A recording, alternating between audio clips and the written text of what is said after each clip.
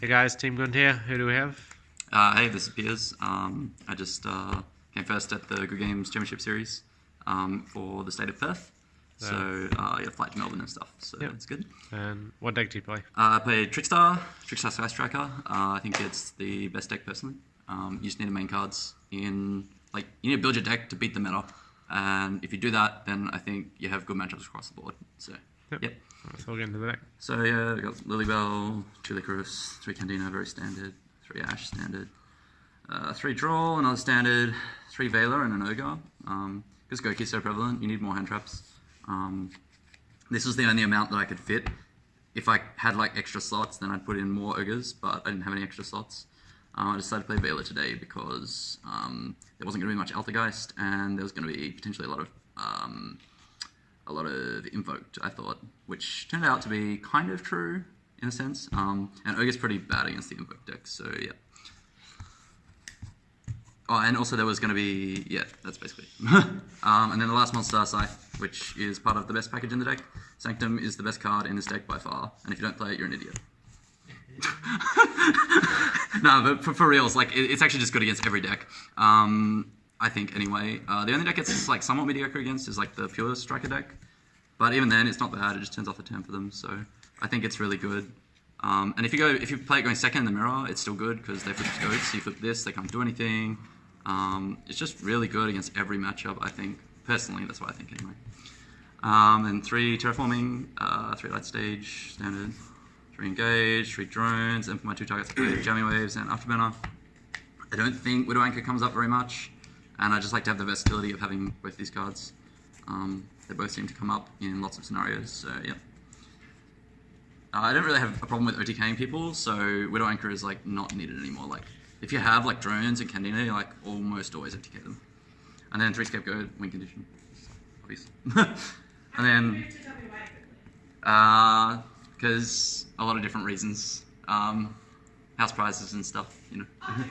But also like work, yeah. So. Then 3 Sanctum, 3 Reincarnation. So I cut this for 2 for a while, but I think it comes up at 3 in like grinding and stuff, and it's actually just a good trap card to open, so I want to play it. But yeah, Sanctum, best card in the deck. Did it win you every game you drew it? I'm pretty sure. I've been playing this card for 4 weeks now, and I think every single time I've resolved it, I've won the game. I beat you. One time then? One time. One time I lost because I resolved it. He's the nuts. Michael Owen, best player in Perth. And then extra deck. Link Spider, Link Karibo, standard. Hayate, you need to play this card. I don't know why people don't play this card. It's the nuts. It just lets you do unfair things. It points down. It lets you do goblin plays like all the time. So yeah. Sometimes it comes up where you can like send an engage and then draw off it as well. And the standard 2 Kaguri and Shizuku, which yeah. Sometimes I think about going to 3 Kaguri, but I don't know. I might do it actually, to be honest, because there's one card in my deck that I don't think is good. Goblin, which is needed. This card's really good. It's become a lot better with Hayate because you can just OTK them so easily with Hayate.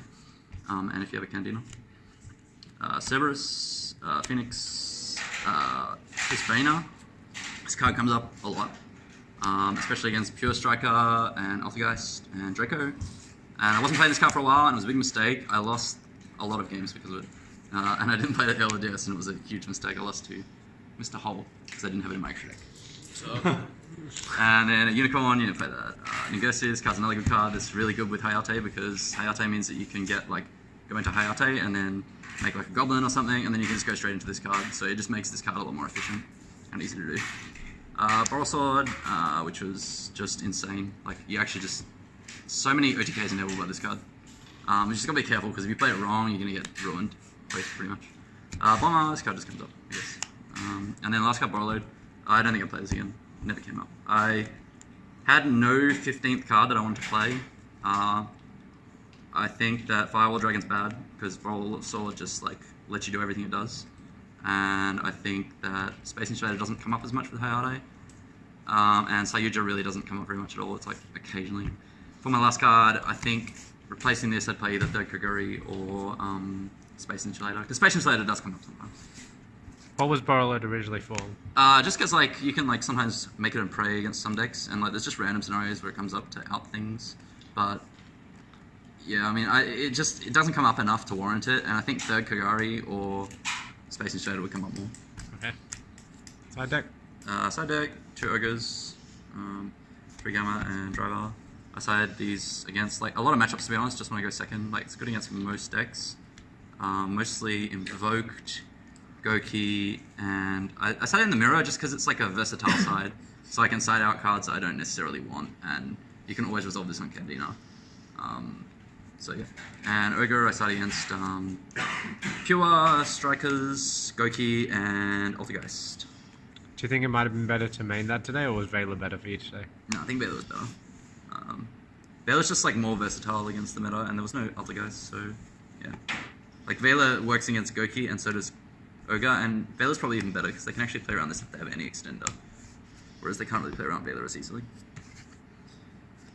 You hold Vela for Vile, and then 3 Twin, which I played just because this card's the nuts. I don't know.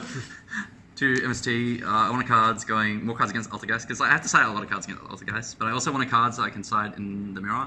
And this card, like, it's not like great in the mirror, but I can just side it in because when I go first, there's some cards I need to side out, and I just needed like a card that could side in a versatile way. That's like a big theme of this side deck because right now there's a lot of decks, and you need cards that can be multi-purpose in that way. Yep. Then I played 3 evenly match because I just wanted like blow out cards, and I lost to Draco at LDS, and I got really salty. And then I wanted to play evenly match because of it. And that's like pretty much the only reason I played evenly match. Yeah. And then 1 Mind Crush. And this is the only reason I played 1 is because I just needed like a card that I could side. Like I had like one Mind Crush to MST, and originally I had 3 MST. Then I needed this card, like the way cards I side out works.